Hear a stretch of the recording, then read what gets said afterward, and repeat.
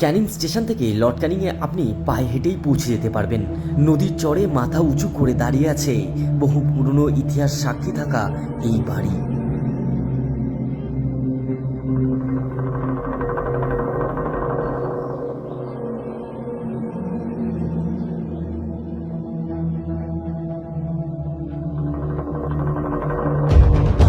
Lord Canning ভারতের ইংরেজ শাসনের আমলে যাকে বলা হয় প্রথম ভাইসরয় ছিলেন তিনি।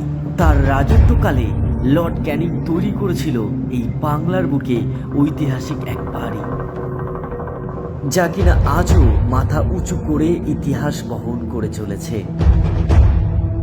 যাকে ঘিরে আজও মানুষের মধ্যে রয়েছে একের পর এক কৌতূহল।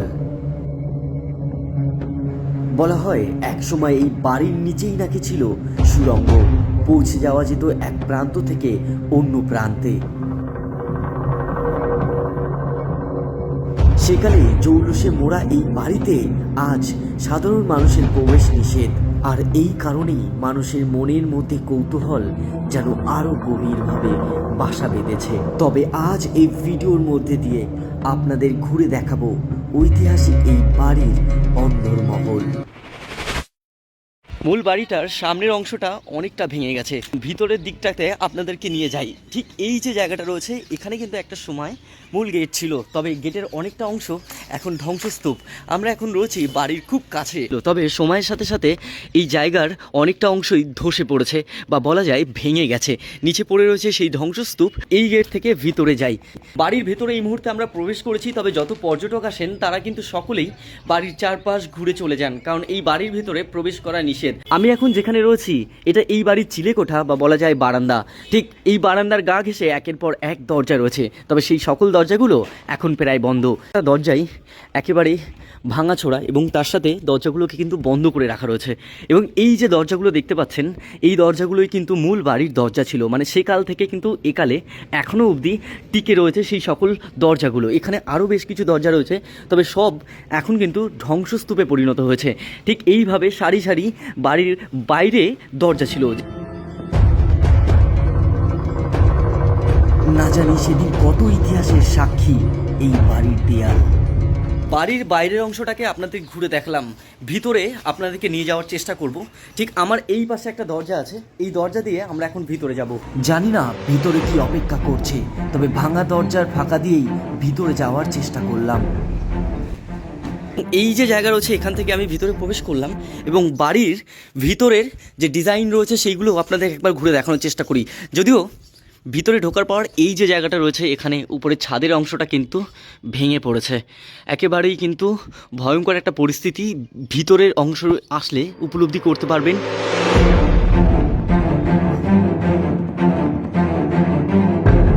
আশেপাশে যে কটা ঘর রয়েছে চলুন একবার আপনাদেরকে দেখাই। ঠিক এখান থেকে বেরিয়ে এসে আমরা প্রবেশ করছি ঘরের ভেতরে। দেখুন সেই কালে কত বড় বড় এক একটা ঘর ছিল।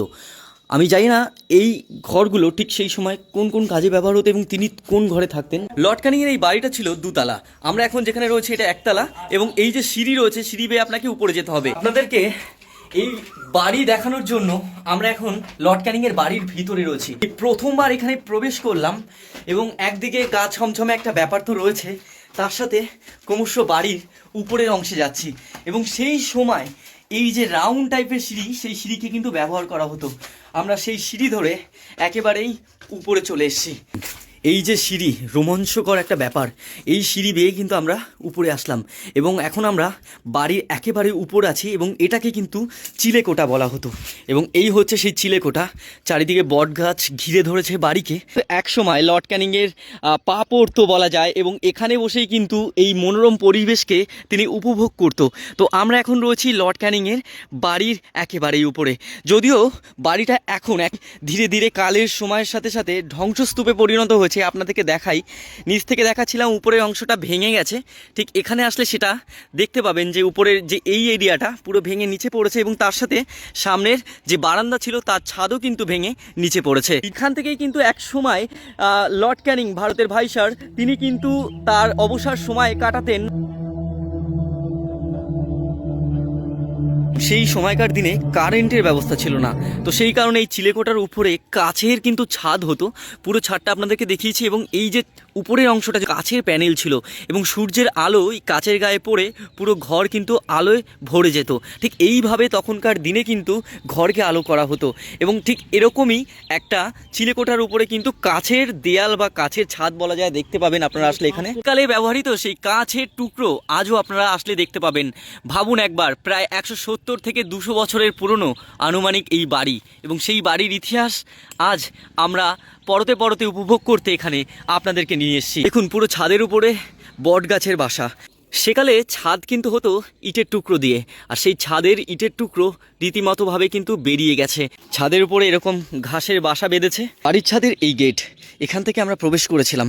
আবার এই সিঁড়ি ধরে নিচে যাব। তবে বলে রাখি, এই বাড়িতে দুটো সিঁড়ি আছে। একটা এই গোলভাবে সিঁড়ি যেটা দিয়ে ছাদে আসা যায়, এবং অন্য আরেকটি সিঁড়ি রয়েছে যেটা থেকে ঘরের দ্বিতীয় তলাতে যাওয়া যায়। আমরা এই সিঁড়ি ধরে উপরে এলাম। এবার দ্বিতীয় তলাতে আপনাদেরকে নিয়ে যাব। অন্ধকার গ্রাস করেছে এই বাড়ির ভেতর। আমরা উপর থেকে এখন দ্বিতীয় তলাতে আসছি। দ্বিতীয় তলার যে ঘরগুলো, যেখান থেকে একসময় লর্ড ক্যানিং তার কর্মকাণ্ড পরিচালনা করতো, আমরা এখন সেই ঘরের ভেতরে। দেখুন, এই হচ্ছে দ্বিতীয় ফ্লোর, সেখানে আমরা রয়েছি। সেই যুগে ব্যবহার করার দরজার সকল কাঠামোগুলো এখানে পড়ে রয়েছে, এবং এই সাইডগুলো যদি দেখাই, জানলাগুলো আজও খোলা অবস্থায় রয়েছে, কোনোটা ভাঙা অবস্থায় রয়েছে। এই হচ্ছে দ্বিতীয় তলায় আমরা এখন প্রবেশ করেছি, এবং উপরের অংশ সিলিং অনেক জায়গা থেকেই ধসে পড়েছে। উপরের অংশ থেকে নেমে এলাম নিচে, এবং এই নিচে দ্বিতীয় তলাতে আমরা রয়েছি। ঠিক একটা সময় এই জায়গা থেকেই লর্ড ক্যানিং তার কর্মকাণ্ড বা তার কাজ কিন্তু পরিচালনা করত, এবং এই ভিতরে আসার জন্য দরজার যে কাঠামোগুলো রয়েছে সেগুলো দিয়ে কিন্তু একটা সাপোর্ট করা হয়েছে যাতে চলাচল করা যায়, কারণ ছাদের অবস্থা খুবই খারাপ। এটি হলো দ্বিতীয় তলা, যেখানে উপরের অংশটা যদি দেখাই, গাছপালায় ভরে গেছে, সঙ্গে ছাদ ভেঙে নিচে পড়েছে। পুরো ঘরটা আপনাদেরকে দেখাবো। এখানে ভাগ ভাগ করে অনেকগুলো ঘর ছিল, তার সঙ্গে এটা একটা খোলা বারান্দা, এবং এখানে একটা ছোট্ট ঘর আছে। আমি আপনাদেরকে একবার নিয়ে যাই, যদিও একটুখানি রিস্কলি জায়গাটা। এই দেখুন, এখান থেকে ওই দিকটাতে আরও ঘর ছিল, তবে ওই দিকটা এখন যাওয়ার মতো পরিস্থিতি নেই, এবং এখানেও ভেঙে নিচে পড়েছে। যত সম্ভব রান্নার কোনো ঘর কিংবা বাথরুম হিসেবে ব্যবহার করা হতো এই ঘরগুলোকে, এবং এখান থেকে বারান্দায় আসা যায়। দেখুন,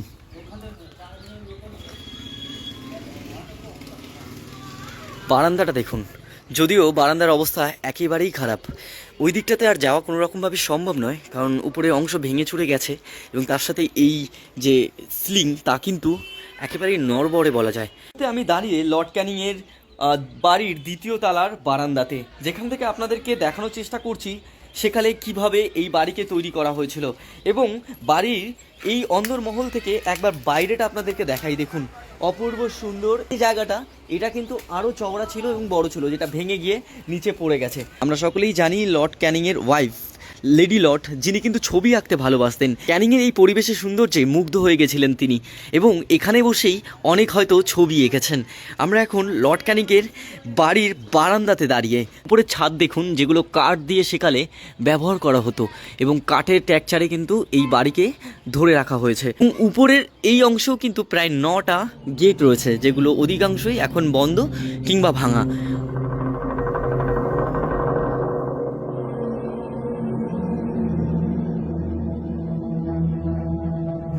সেদিনে সেই সকল জৌলস হারিয়ে বাড়িটি আজ নীরবে মাথা উঁচু করে দাঁড়িয়ে আছে তার হারিয়ে ফেলা ইতিহাসকে বহন করে।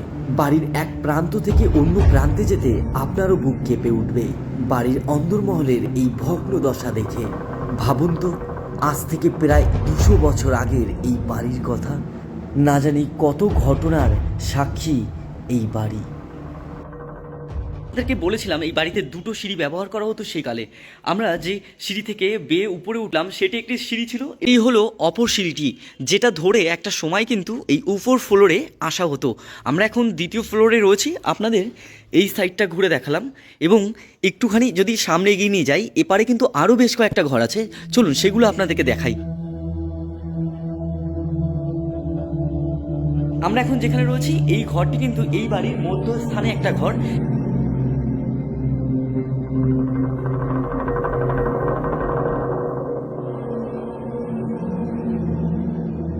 ঘরের যদি উপর অংশটা আপনাদেরকে দেখাই, ঠিক ওই জায়গাটাতে একটা সময় ঝাড়বাতি ছিল, যার চিহ্নটা কিন্তু আজও রয়ে গেছে, তবে ঝাড়বাতি আজ অদৃশ্য। এই হচ্ছে ভিতরের অংশের বড় ঘরটা, এবং সামনে আরও বেশ কয়েকটা ঘর রয়েছে। সেখান থেকে ঠিক ওই দিকটাতেও যাওয়া যেত। তবে বাকি ঘরগুলোর থেকে যদি বলি, এই ঘরের পরিস্থিতি একেবারেই ভালো এবং অনেকটা ভালো রয়েছে। এবং এই হচ্ছে অন্য আরেকটি ঘর।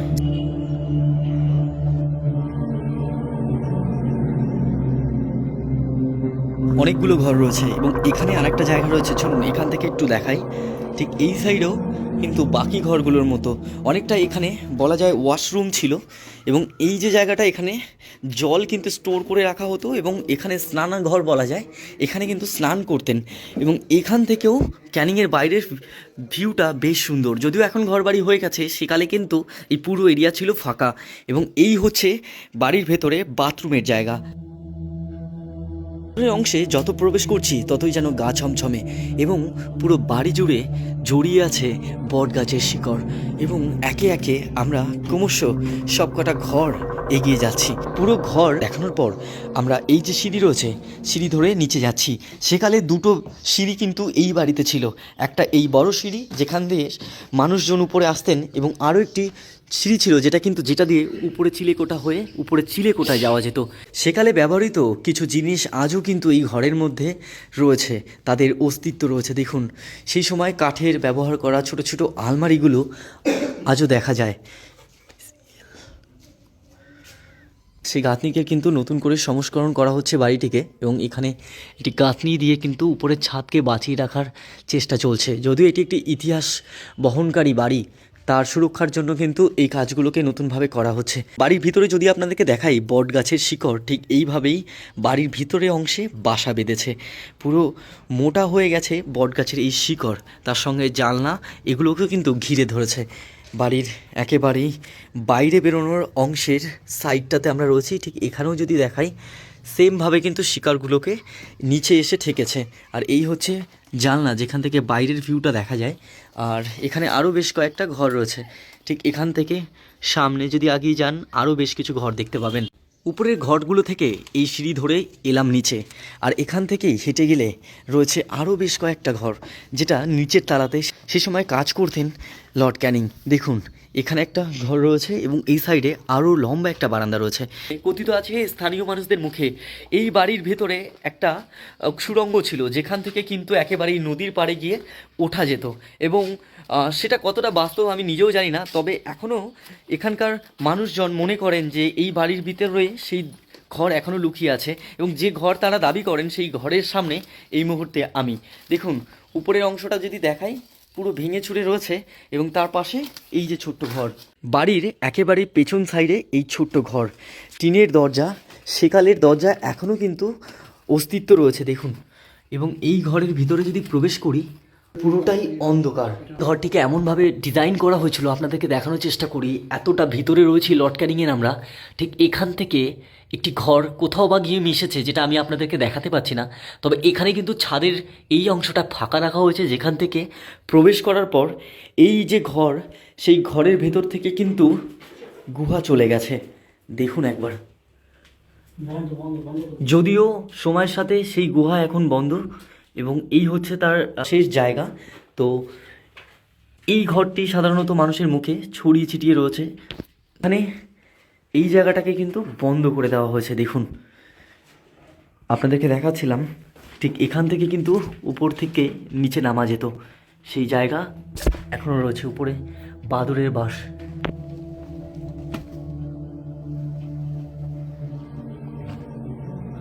এই বাড়ির ভেতরে এতগুলোই ঘর ছিল সেকালে, গোনা বলা যায় একেবারেই অসম্ভব। আমরা পুরো বাড়িটাকে আপনাদের ঘুরে দেখানোর চেষ্টা করলাম। এই ছিল ক্যানিং লর্ড ক্যানিংয়ের বাড়ির ভিতরের অংশ, যা কিনা ধ্বংসস্তূপের রূপ নিয়েছিল, তবে তাকে আবার নতুন করে কিন্তু সাজিয়ে তোলা হচ্ছে। আপনাদেরকে বাড়ির ভিতরের অংশটা দেখালাম। এবার এই যে পাশে গেট রয়েছে, এখান থেকেই বাইরে বেরোবো। চলুন, বেশ অনেকটা সময় ভেতরে থাকার পর এখন বাড়ির পেছনে থাকা এই গেট দিয়েই বাড়ির বাইরে বেরোচ্ছি। 200 বছরের ইতিহাসের সাক্ষী এই লর্ড ক্যানিংয়ের বাড়ি, আর সেই ইতিহাসের সাক্ষী বাড়ির ভেতরে আপনাদেরকে ঘুরে দেখালাম। বাড়িটিকে শুধু ভিডিওতে নয়, বাড়িটির ইতিহাস উপলব্ধি করতে হলে একবার হলেও আপনাকে আসতে হবে ক্যানিংয়ের ইতিহাস বহনকারী এই লর্ড ক্যানিংয়ের বাড়িতে।